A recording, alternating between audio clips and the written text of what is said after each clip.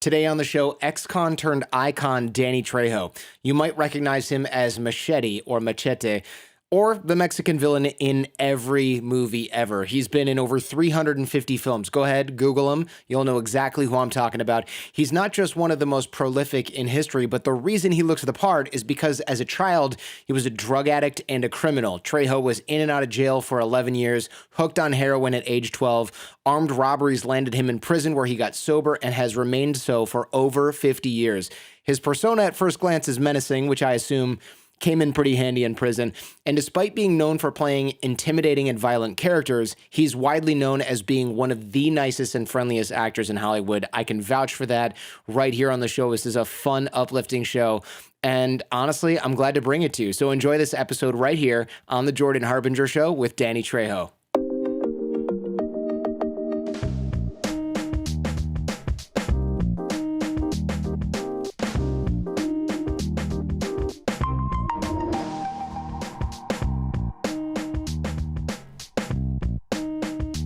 I'm excited for this because we're both big on second chances. I volunteer in prison. I know you hire at-risk youth felons to work in your restaurants. And I actually volunteered at Susanville and in Kern County. I know you were in Susanville. I was lightweight and welterweight champion in Susanville boxing. They don't have boxing anymore in the pen, but in the 60s they did. There's a guy there, Maurice Harper, that fought. In fact, they changed the age limit at the big fight place in New York. I always forget Gardens. Madison Square Garden. Gardens. Yeah, because of his age. He fought a main event. He could only fight 8 rounds because he was 17. Jeez, that seems now that's a kid. Back then, I don't know if that was a kid back then. Well. You've got to be one of the most prolific actors in Hollywood. Over 300 movies. I assume you don't remember most of those because how could you, right? Hey, no. I'll be in a foreign country somewhere and I'll be watching TV and I'll go, hey, look, I'm in this. And I'm speaking. I'm speaking German. Yeah, German. I was going to say Spanish, but you already know Spanish. Yeah. You've played a bad guy a lot on camera, but I also know that you had a rough start and a lot of the acting you do is less like, hey, fictional character, and more like, hey, act like you did like 50 years ago, 30 years ago, right? Eddie Bunker was, we were acting, and this director said, Danny, I want you to, there's a poker game, illegal. I want you to kick in this door. They're all stunt people. So kick in this door and you're robbing this poker game and they're all stunt people. So I kicked in the door and I, socked somebody with a rifle and guy fell over and I grabbed this one guy and put him down and screamed at him, I haven't killed anybody all day. Move and I'll kill you. And the director, cut. And Danny, where did you study? I'll never forget that. And I looked at Eddie Bunker. I said, let me see, Vaughn's Market, Safeway. Right, like literally robbing stores with a sawed-off shotgun. It was like, and we just laughed. And the director kind of said, it was, he says, the first half of my life was a character study. Yeah, from actually robbing stores with a sawed-off. I know sawed-off shotgun was a weapon of choice back then. Yeah. I don't know. Yeah. It's that probably makes a lot of people think twice about like, you're not getting my money. Yeah, it does. It's like a lot of times if you pull out a little 38 snub nose or a little small gun, one of those athletes, I can do it, and because little bullets hurt too. They don't understand that, but there's more chance. But when somebody's looking at a sawed-off shotgun, they kind of figure that whatever they got isn't worth what you got. Yeah, probably. Yeah, I would imagine that to be the case. You first got arrested at age 10, assault and battery, then grand theft auto in your teens, robbing liquor stores. I read you robbed a store with a hand grenade. I just want to know where a teenager gets a hand grenade. No, this was later on. This was like, I had heard about somebody robbing a store with a hand grenade. And when me and a kid named Dennis, we did a robbery and we ended up with this hand grenade. And so I tried it, and it was very simple. It's when you hold a hand grenade and you got your hand on the pin, and you ask somebody for some money, they think twice. Because Hmm. I mean, you can see them counting that, because in the movies they got to 10. And it's like, where can I get to by the time this insane son of a bitch counts to 10? And you usually get what you want. So we did. I mean, Dennis was behind me with a rifle, so, but I just, we had this hand grenade. Just give me your money. Jeez. That actually a liquor store on Tahunga Boulevard. There's somebody somewhere's telling a story about the time they got robbed with a kid holding a hand grenade, I would imagine, or got a lot of mileage out of that. I say all this not to obviously glorify any crime, but like playing the role of an inmate or something like your first role, not a huge stretch. No, there's nothing. Yeah. You know what? Let me tell you something. There's nothing glamorous about robbery. There's nothing. I ended up doing a lot of time in the penitentiary, and one of the reasons that I'll take a role. I'll take a role, but if the bad guy wins, I won't take it, because no, that's the wrong message. Bad guy either gets killed or go to prison. Okay, change the script. And that's the way it is. Interesting. So you won't do anything where the criminal bad guy whatever ends up on top. Never have.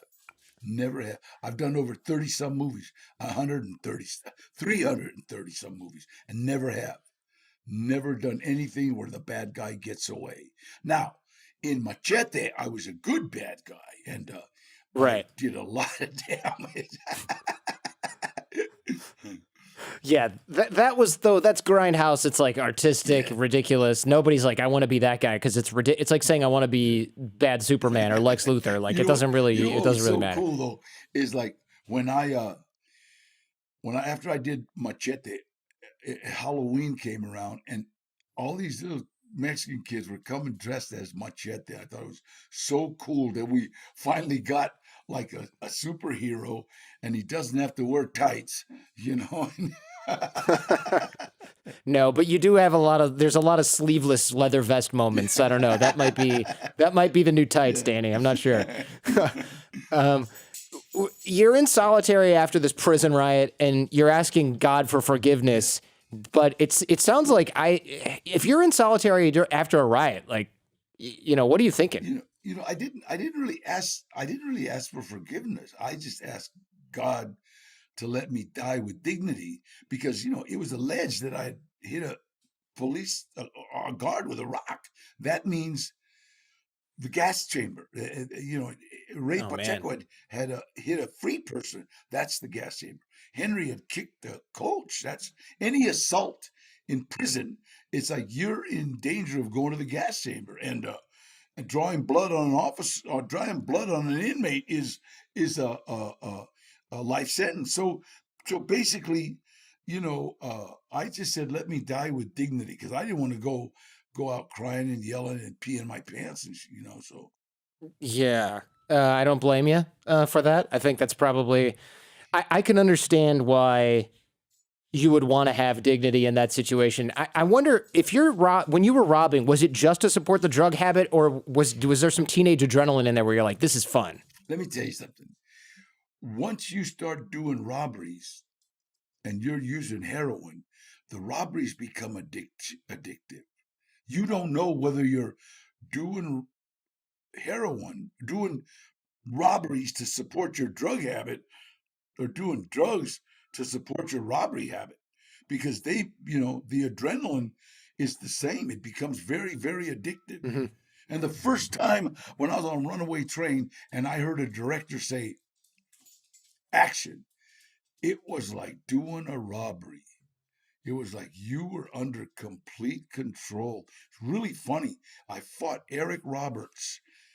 I had trained Eric Roberts to fight, and when the director watched action, it was, Eric turned into a store clerk. It was so funny, and it was like, I can do this, and I loved it, man. I loved the adrenaline rush. I loved the slow motion. I loved watching Eric, be scared of me, and Yeah. So you basically had to train a guy to box and then what, go beat him up, but not for real? Yeah, yeah. Well, you know what? It was like I ran into a guy named Eddie Bunker on this movie called Runaway Train. And I was there to make $50. I wasn't there for any other reason, right? And I was going to be I was working I was a drug counselor, and one of the kids I was counseling was with me on this show. It was we sent out by this agency. It was called uh, the movie was Runaway Train, and Hmm. I'm there and I'm staring at this guy. I'm thinking, God, I know this guy. And then the second AD told me to take off my shirt. I took off my shirt and I got this big tattoo. And he said, "Leave your shirt off." So now I'm standing there like always with no shirt. And Eddie comes up and says, "Hey, you're Danny Trejo." And I go, "Yeah." And he says, "Danny, I'm Eddie Bunker. I saw you win the lightweight and the welterweight title in San Quentin." I said, "Eddie, what is up?" This guy became famous throughout the whole penitentiary because we used to call him the brain because he knew how to write writs and he knew how to write them grammatically correct and in the language of the court, because otherwise they just throw him out. Hmm. A writ has to be absolutely correct. So he would charge $100 for reading your transcript and $100 uh, if he wrote a writ, and for as many writs as he wrote. So this guy, every time he read somebody's transcript, he made about $400, for writing the writs, and so he became very wealthy, and I knew him in Quentin, and so he was ever he was a bank robber, and we had become known each other, and then on the movie set he had wrote the screenplay to Runaway Train. He adapted the screen, and he asked me, "Dad Trejo, what are you doing here?" I says, "Making $50." And he says, "Are you still boxing?" And I shit, Eddie, I'm 40 years old. I don't get hit in the face anymore. And he said, "We need somebody to train one of the actors how to box." I said, "What's it pay?" I said, "I'm making $50." And he said, "$320 a day." And I said, "How bad you want this guy beat up?" No, I didn't. No, this is a hit. You don't get $350 for you. And he says, "No, no, no. You got to be careful. This actor's really high strung. He might sock you." I said, "Eddie, for $350, give him a stick, homie. I've been beat up for free." And and it's like he showed me Eric. Eric was as pretty as his sister, okay, and and you can size somebody up and kind of know that God, I wish he was my cell partner in prison, Yeah. and and so I started training Eric Roberts how to box for this movie, and they're paying me $320 a day. You know what I mean? And and so it was like I was okay. So I worked with him for about 4 days, and then the guy that they had cast to fight Eric in the movie comes in, and he's the prettiest Spaniard you'd ever seen. Man, he's prettier than Antonio Banderas. Okay, so if you can imagine, there's a huge prison movie. Everybody in the audience looks like they would eat your baby sister, take a bite out of your dad. And they're like, there's all these mean looking guys, and there's these two pretty. You don't know if they're fighters or strippers gonna box.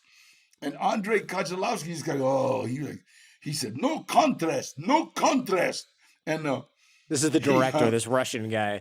yeah, he's Andre Kozlowski. For the love of my life, I swear to God, he goes, "Look, Eric." Ah, and then he goes to the Spaniard kid, right? He goes, "Look, no contrast." And then he comes to me and he goes, contrast.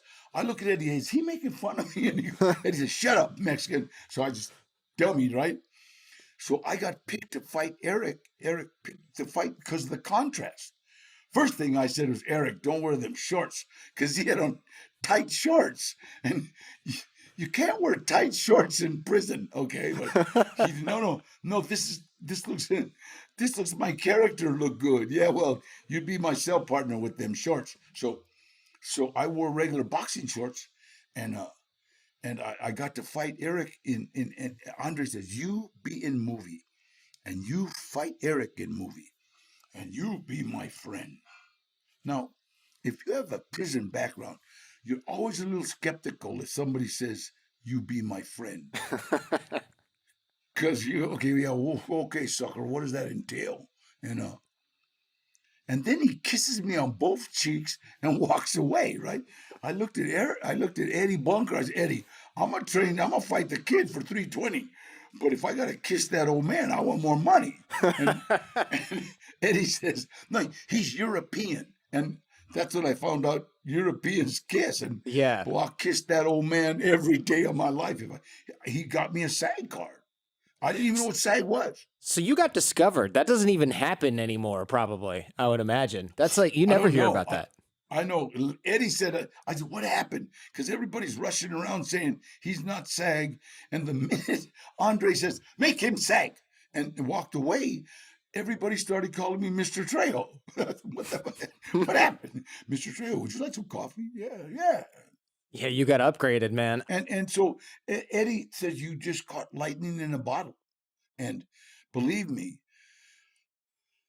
I did. I did the first 5 years of my career as inmate number one, cholo guy, but I got paid $320 a day. I got paid. And the directors would all that had seen Runaway Train, they say, take off your shirt. I take off my shirt. And they say something prison-y, And I'd say, we're killing all you suckers. Oh, that was perfect. So I got I got paid $320 every time I did a movie, and God, I worked all the time. I made my insurance the first year I was SAG, and nobody's ever done that unless you're like Marky Wahlberg or some pretty guy, Sure. So. Were you ever afraid of being typecast? Like you're always the mean Chicano guy with tattoos? No, but listen, you know what? The first time I got interviewed by some girl fresh out of interview school, little Mexican girl that was La Raza, and she goes, Danny, don't you feel you're being stereotyped? And I looked at her and I said, as what? She said, well, you're always playing the mean Chicano dude as the mean Chicano dude with tattoos. You're being typecast. I looked at her and I said, hey, I am the mean Chicano dude with tattoos. And it was like I was getting paid. Do you understand? Because I was typecast, we opened the door for a whole lot of people. And we got Latins playing Latins. Ricky Schroeder can't play a Mexican anymore. In a cowboy. Yeah, I noticed they were doing a lot of that. Like, this is a Mexican guy. It's like, okay, it's not, that is definitely Ricky Schroeder, like trying to speak some busted ass Spanish in a cowboy movie. And I guess you never needed to go to acting school. On my resume, it says San Quentin Drama Arts. Like, oh, is that near the prison? Oh yeah, it's near the prison. All right. It's in the front, in the backyard. Yeah. You loved John Wayne as a kid. Do you see yourself as a John Wayne type figure? I could see that. You've done twice as many movies as he has by now. Yeah. Well, you know what? I've done 3 times as many movies, but you know what? But Machete, I loved Machete. I love the fact that he was a really bad good guy, a real good bad. He was a killer. He didn't play, and I love that. And I told you I almost cried when kids came to my door dressed as Machete, and it was like, wow, we got a superhero. We really do. He's a bad dude, and that painted mustache was so cool, and it was just like warmed my heart, and I thought, wow, thank you, Lord. Yeah, there's been a lot of fortune. Some of the stories of your life are almost like Forrest Gump in nature, right? Like this car wreck. Run, Forrest. Yeah. Run, Danny, run. Hey, honest to God, when I ran the LA marathon, right? And I finished, and I used to be running down my street, I'd be thinking, run, Forrest, but I did that. You have so many experiences like this. There was one that I caught when I was looking at news. There's a car wreck and there was a special needs kid in the car, and you're keeping him really calm. But you had kind of an interesting takeaway in the news interview that everything good that's happened to you has happened as a direct result of helping someone else. Can you speak to that a little bit? Everything. You know what? When I first got out of prison, me and Danny Levitov, we started a gardening business. We didn't even have a lawnmower. I just had a '59 Chevy Impala with a big trunk. So we would go around, and Danny was like a good looking little white kid, So I'd say, go ask him, and he'd go up the door and, hi, can I mow your lawn? Oh, sure, nice little white kid, And then I'd show up, and I'd keep my shirt on though, and we would borrow. Do you have a lawnmower? And we'd take their lawnmower, their trash bags, and go around the neighborhood and mow lawns. And then we'd come back and mow theirs at the end of the day with their lawnmower. And when I went to prison, there was this one lady and her family. She had two boys and a husband. They had a beautiful yard. Like, they had dichondra grass. Nobody grows dichondra grass because it's the kind of grass that you have to like sing at night. A lullaby. It's crazy. But they had a dichondra lawn, and beautiful. And then when I came back out of prison, it was like a forest. I said, Mom, what happened? She said, mijo, her one son got killed in Vietnam, and one got murdered on the street, and her husband committed suicide in her house. Oh my God. She turned into the witch lady of the neighborhood. She turned all the kids into cats if they were playing in her yard and shit. And so we would just go by like twice a week, just stop by her house and do something, just anything, just do something. And she would always put 2 glasses of lemonade in the old people's glasses, the tall glasses with the gold that grandma brings out when special kids come out. You know what I mean? And special people. And so she would, and lemonade. And I always have Danny Levitov taste the lemonade first to make sure you can turn into a cat, And then we got her yard looking kind of good. And this old guy, big guy, comes over, hillbilly, right? He comes over and he's got, hey, Pancho. The minute he called me Pancho, I charged him $10. I said, okay, what? He says, how much you charging your lady? I said, nothing. She's a crazy lady. And he says, well, come over to my yard and bring Pablo, Danny Levitov. Bring Pablo with you. That's another $10. And this guy told us what he wanted done to his yard. And then he goes to his garage, opens his garage. This looked like the Taj Mahal of garages, okay? The walls were painted blue. And if the hammer was missing, you could see it because they had a white hammer. Oh, you yeah. know what I mean? Yeah. And I kept telling him, hey, your hammer's gone, And he said, look, I love gardening. He had every gardening tool known to mankind. You know what I mean? And he even had, the edgers that you got like this. He had one that you turn up. And, Oh yeah. and unbelievable, right? And he says, look, I love gardening. Like, I can't do it because I had a heart attack. My wife won't let me. I will give you this gardening supply if you do my yard. I said, sir, I will come over and wash your back at bath time. Are you kidding? And we got so much equipment, we bought a truck because it wouldn't fit in my '59. And that's what was really the start of our gardening business. Everything good. When I sold that business, me and Danny sold that business, we had like trucks. We had 8 guys working for us. We even had like shirts that said D&D gardening, because his name was Danny too. D&D gardening. Had that little guy running with a lawnmower, you know what I mean? And it's like everything good that's happened to me has happened as a direct result of helping someone else. And that's the promise that I made. I made a promise to God, if you let me die with dignity, I will say your name every day and I will do whatever I can for my fellow man. Everybody that I know, Jordan, let me tell you something. Everybody that I call a friend has thermal underwear and socks in the trunk of their car. And you can bank on it because they will pass out thermal underwear to homeless people. They'll give socks. They'll give them dog food for their dog. I mean, that's what we do. We're the guys that if we're driving down the street, we will and see you and your wife trying to move a refrigerator, we will stop. And of course, we'll yell from across the street because if we rush up on you, you'll 911. They're stealing our refrigerator.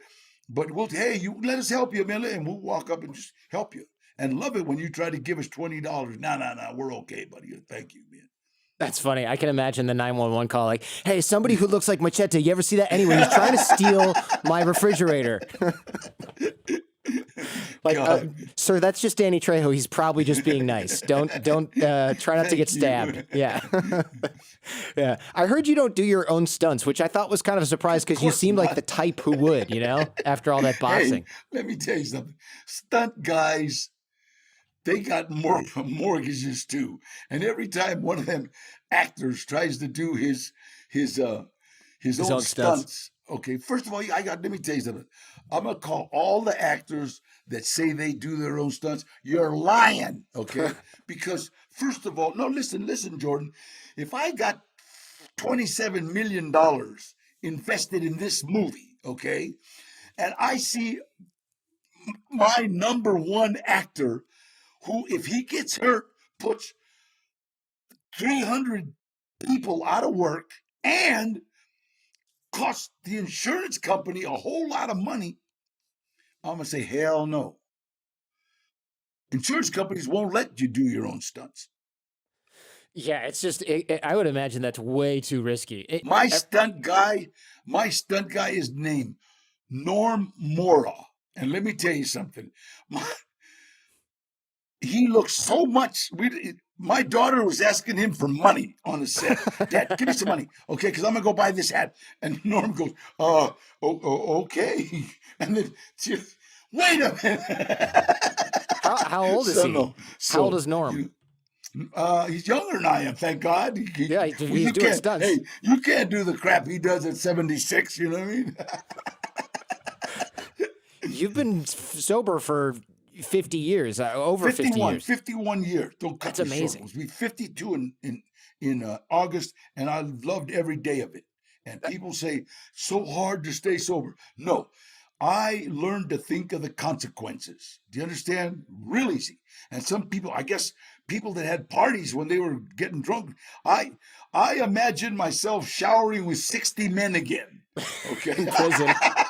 Trying not to look. You know what I mean? You know what I mean? I imagine myself being, hey, Blue, get over here. You know? So no. I've seen the bad side of alcohol and drugs.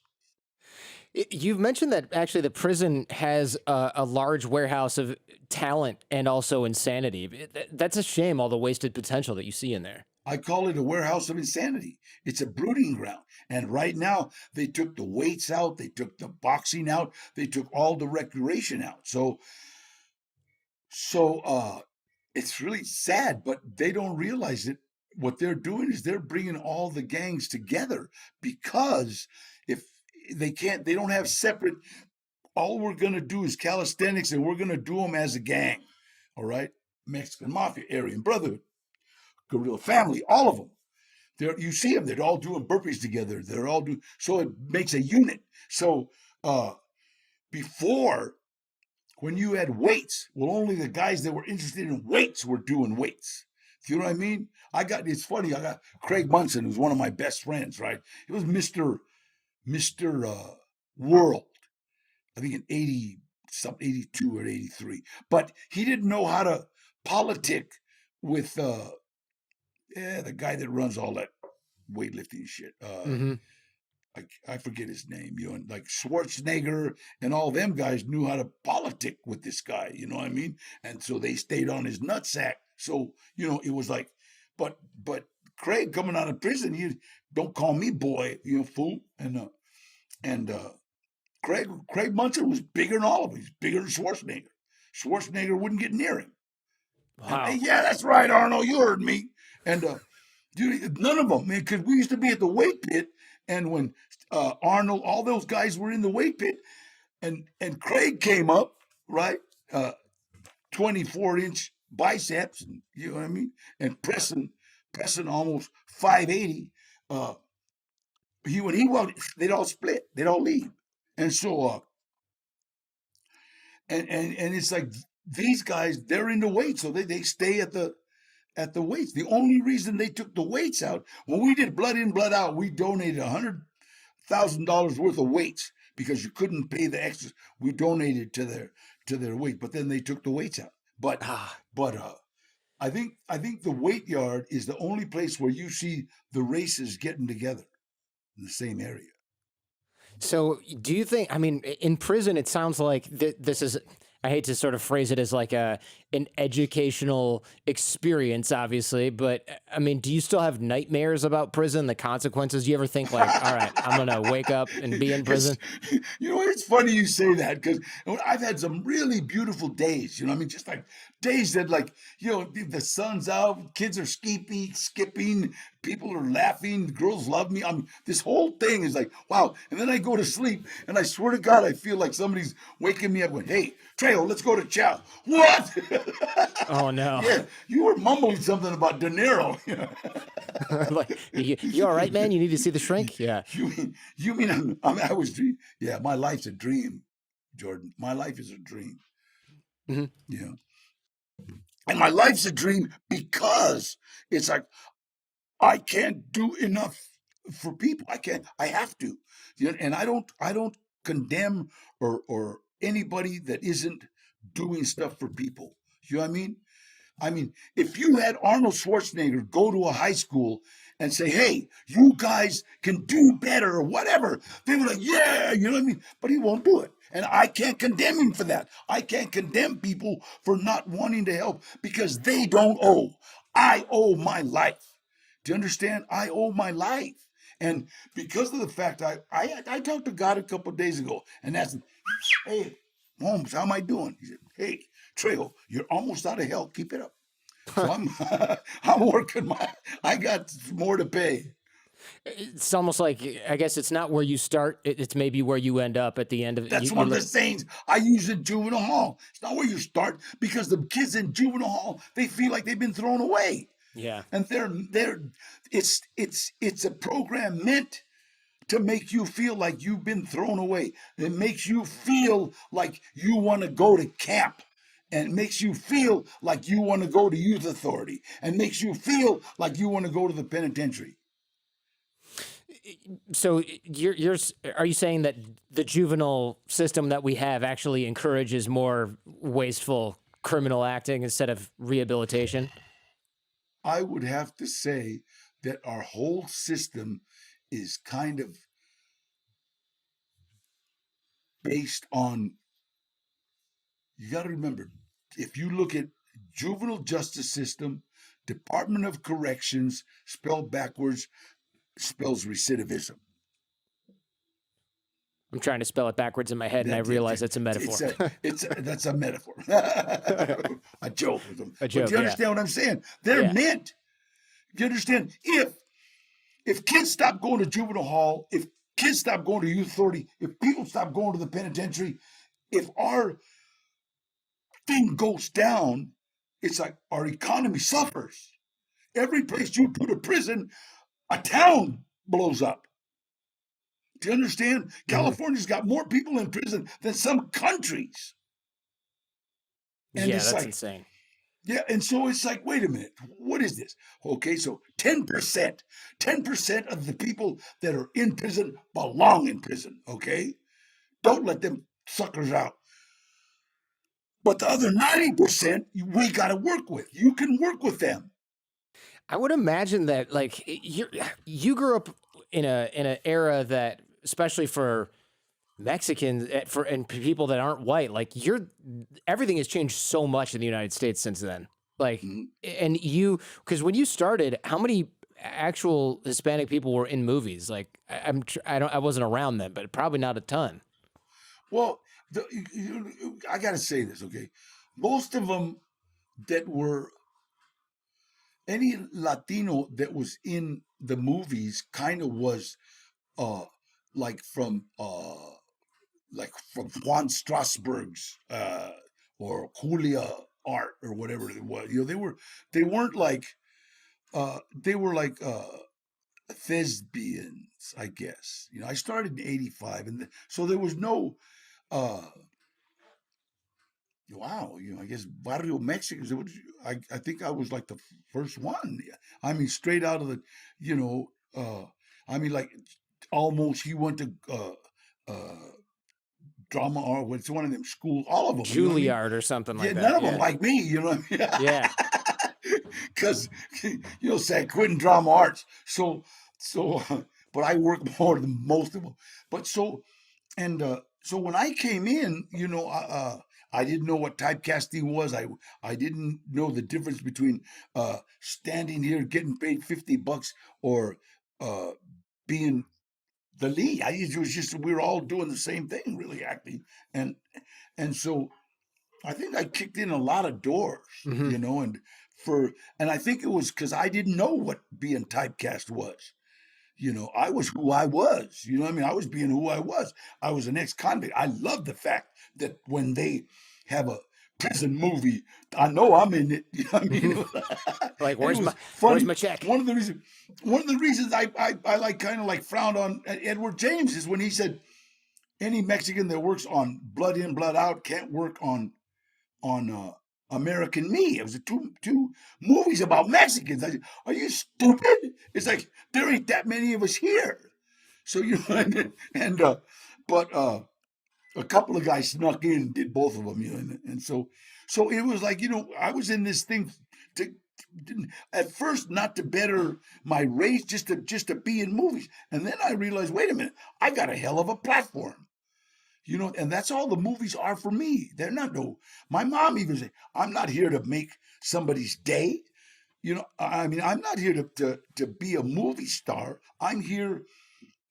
The good Lord put me here so that I could sign every autograph, take every picture, go to school, tell Mexican kids that hey, you can do it. This is ain't that. This is all you got to do. I have it. Every time I make a movie, I get 3 or 4 kids out of the neighborhood. Come on, let's go. You're gonna be in the movies, and put them in the movie.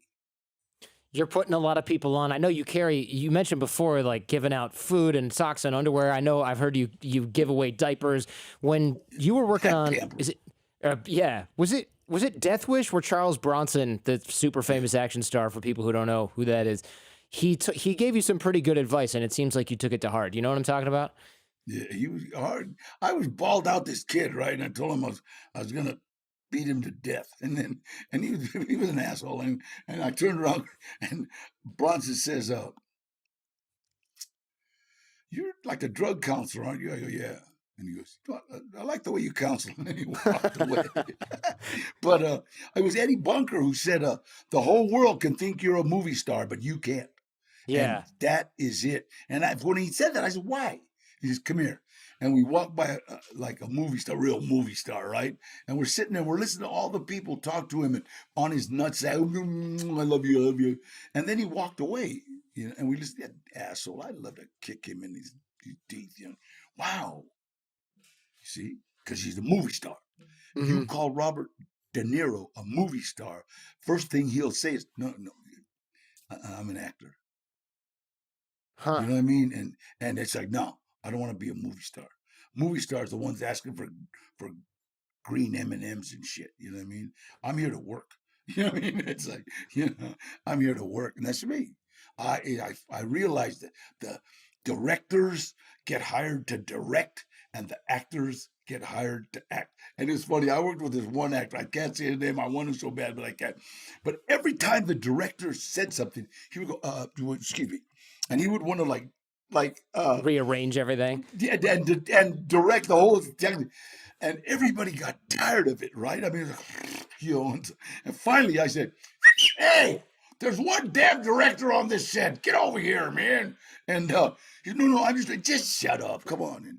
And he dummied, you know what I mean? Because when I got on the set, he wouldn't ask shit, He's like, because it's irritating. I know, we're all here to make, you're going to get paid the same bread no matter what. You know what I mean?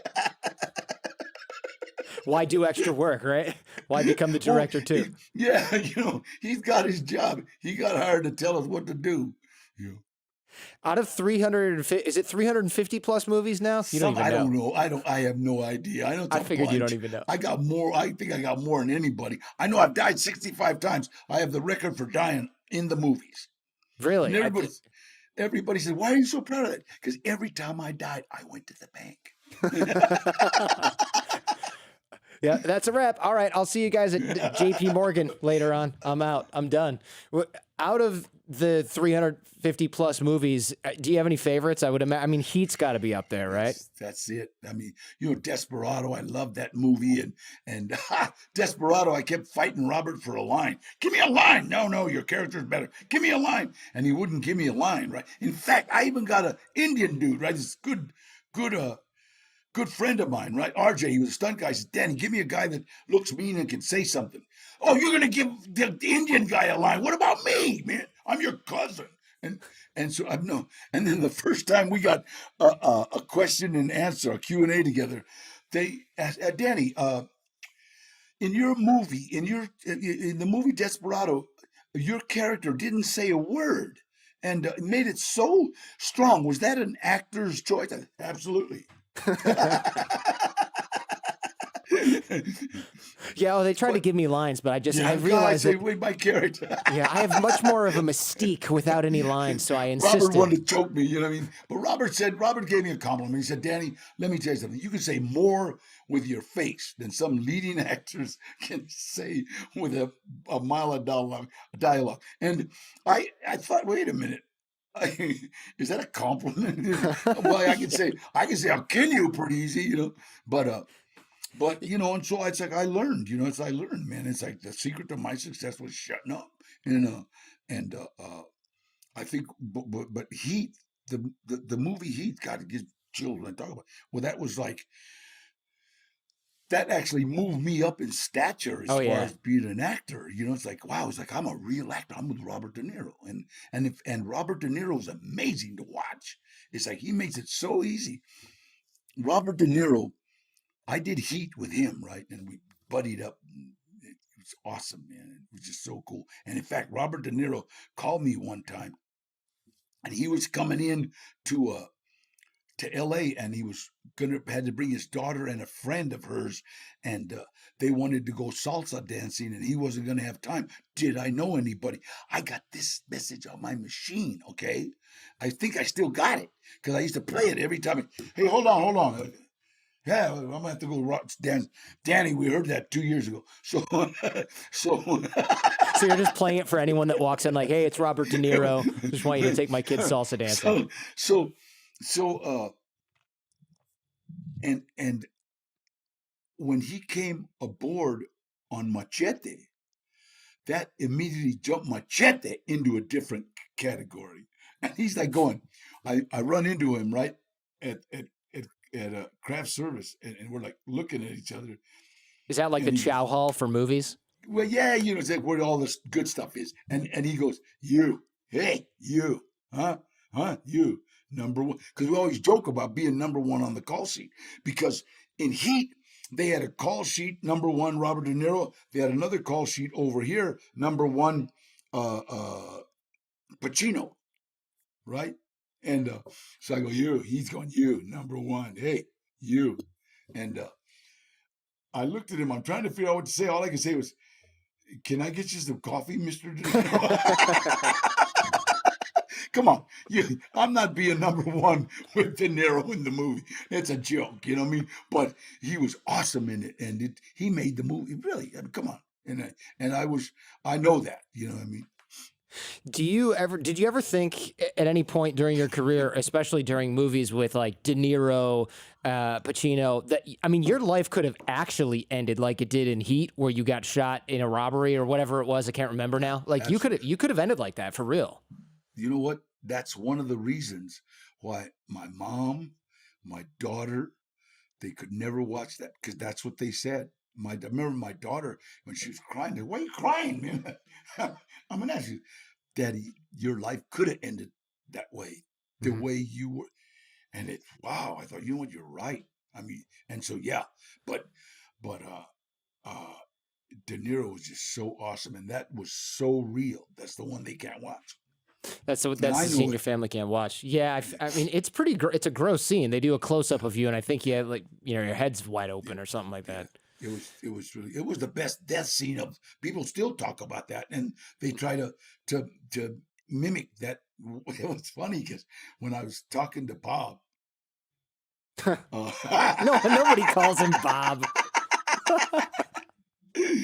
when I was talking to De Niro, he looks at me and goes, "How do you want to play this, Trejo?" And I said, what do you think, Bob? And he says, I think you're dead. And I looked at him. He said, yeah, all you've got left is enough breath to beg me to kill you. And when he said that, for just a minute, a split second, I wanted to say, nah, Bob, that's not the way I see it, man. Look, I got a different vision for this. I have a vision, but yeah, that's it. You got it right there. That's the same way. We're on the same page. And I did it the way he said, and it was like, fuck. It was like, I mean, I am more proud of that death scene than I am of a lot of movies that I've done. Because first of all, Robert De Niro killed me. Secondly, I did it just like he said, and it came out awesome. You think Robert De Niro is probably your favorite guy that's killed you, or you have any other top? No, De Niro's the best. Yeah. You're 76. You've lived several lives at this point, and you're still going. I mean, do you now feel like you're the good guy or the bad guy, the hero or the villain? You know what? I did they did a documentary on my life, and it was called Inmate Number 1, and I really liked the way it came out, and it came out because it was about redemption. It wasn't about just being, ooh, I was a convict. Ooh, it was just really about, it doesn't matter where you start, it matters where you end, and I'm on my way to ending a pretty good spot, and that's what I want to take that to high schools. I want to take that to and show. Wait a minute, you know what I mean? I don't care how I don't care how you look at things right now. It's how you're gonna end up, and I was really impressed with my Uncle Gilbert. My dad was hard working. My dad was a hard working guy, and come home with uh, sweat rings, and devoted to his job. And God, that uncle of mine, my Uncle Gilbert, he always had a roll of cash like this, right? And it was like maybe a 20 on the outside, and the rest were 20s, hundreds, and 50s, and it wasn't like a Chicago roll, and he always had $200 shoes, and that was the left one, and nice pants, and Tommy Bahama shirt or something, and that impressed me, and that's what I want to be. And he got that doing drugs and doing robberies, and well, that's the price you got to pay. Well, the price you got to pay is so heavy, and you can come so close to losing your life. In prison, there's only two kinds of people in prison. There's predators and there's prey. That's it. And you got to decide every damn morning, what are you going to be? And I know a lot of people that decide, I'm prey. Fuck it, I don't care. I don't care because I'm tired. Kiss me. It doesn't matter. And I know a lot of people that took an elevator off the fifth tier. There's no elevator, and and just going home and hit the ground, and I know a lot of people that cut their wrists. That just the pressure, the prison. Prison has a taste. Put one of those fake pennies, the copper ones, not the copper ones, but the lead ones, in your mouth and keep it there, and that's the taste of of pressure. That's the taste of of anxiety. That's the taste of fear. That's the taste of everything. You feel it. What I mean? That's what you walk around with. And when you finally lose that taste, you're like, you've decided whether you're going to be predator or prey. It's the only way you can lose it. And I don't care. All the celebrities, every one of them, okay? All of you. And if you want to call me a liar, I dare you. Every one of them that went to prison paid protection. You had to. You had to. Do you understand? You had to pay protection. And if you try to tell me you didn't, I'll slap you in the mouth. Because I know. It's just, if I'm doing 55 years and you're here for drunk driving and you got people that love you and sending you money and I got nobody, you're paying. And that's just the way it is. I started a protection ring, and me, Tyrone, Cookie, and Frog, we had a hell of a protection ring going, and you would pay us so people wouldn't hurt you. Now, out here, you would call it extortion. In prison, it's survival. So,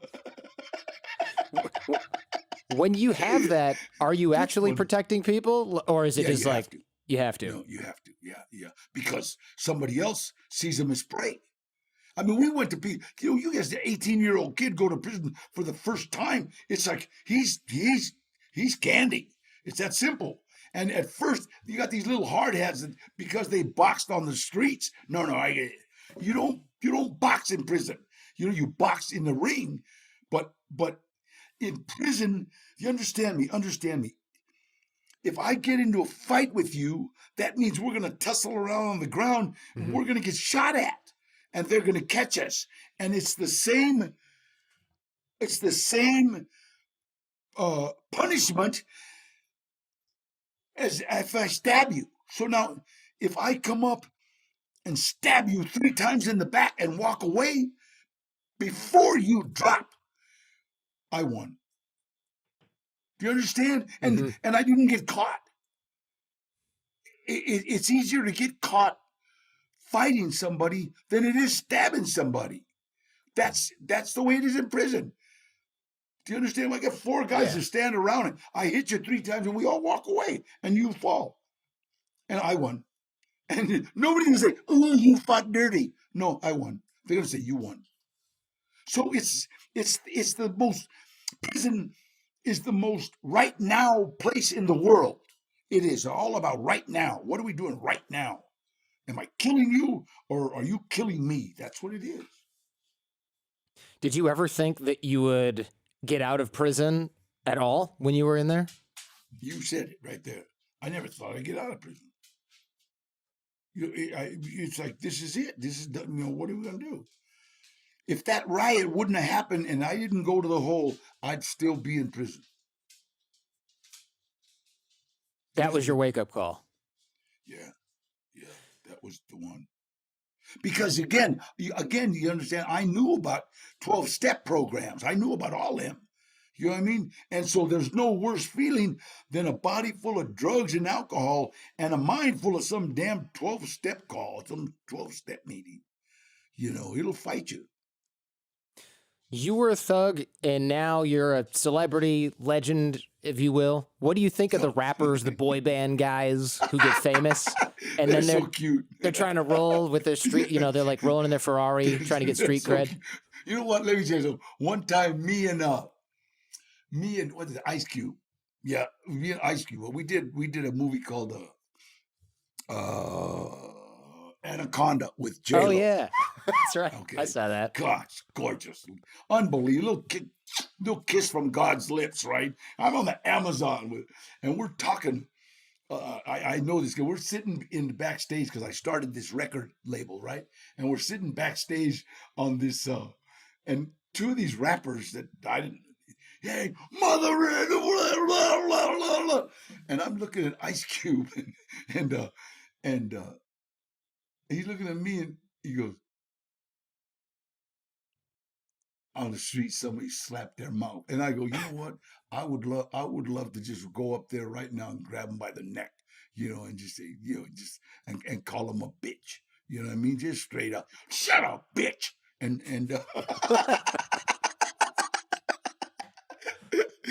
But, your attorney, my attorney has warned me about that. They'll sue, and because it's like, come on, man. You know what? If you were a gangster and you wouldn't, the last thing you want to do is let people know you're a gangster. Do you understand? That's the last thing. So I love all these guys with the tattoos and the piercings and the my name's Red Jockass or whatever, right? And man, get away from me! Shut up. And let me tell you something. My little cousin Gilbert, 38 years. He got out, and he's an electrician. He's working on the new Ram Stadium, and then he was a usher, an usher at the the the awards, I forget anyway, the was it Black Label Awards or Black the BLT or something. BET. Yeah, okay. Yeah. And I told him, Gilbert, be careful because you got a lot of them little rappers that think they're they're. He goes, no, I'm cool, Daddy. I'm cool. I'm cool.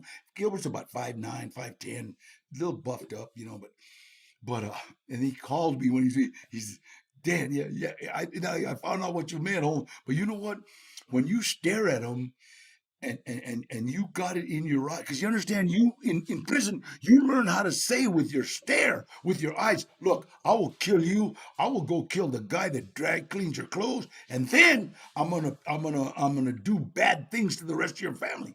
You look at people with that stare, they tend to say, oh, wait a minute, sir. It immediately changes. And he said, yeah, I had to give a couple of them that fulsome stare. And then they said, excuse me, but because there's certain thing, people can give you a mad dog look and it's phony. But if they give you that fulsome damn stare, it's like, wait a minute. I am right now staring at somebody that looks like Ted Bundy.